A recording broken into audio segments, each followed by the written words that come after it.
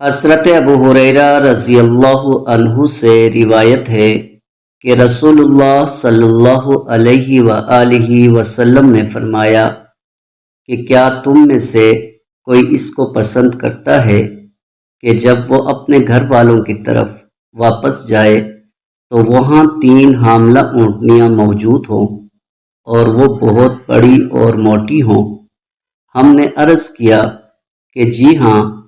آپ صلی اللہ علیہ وآلہ وسلم نے فرمایا، تم میں سے جو کوئی اپنی نماز میں 3 آیات پڑھتا ہے وہ 3 بڑی بڑی موٹی اونٹنیوں سے اس کے لیے بہتر ہے۔ صحیح مسلم حدیث نمبر 1872۔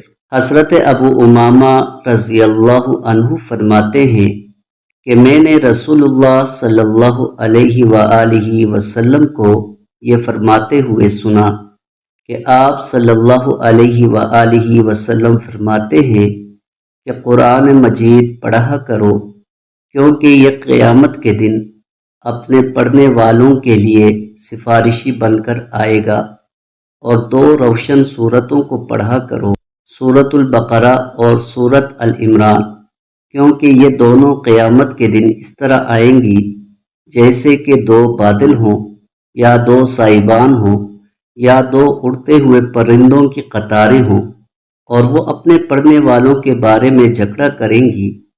سورۃ البقرہ پڑھا کرو، کیونکہ اس کا پڑھنا باعث برکت ہے اور اس کا چھوڑنا باعث حسرت ہے، اور جادوگر اس کو حاصل کرنے کی طاقت نہیں رکھتے۔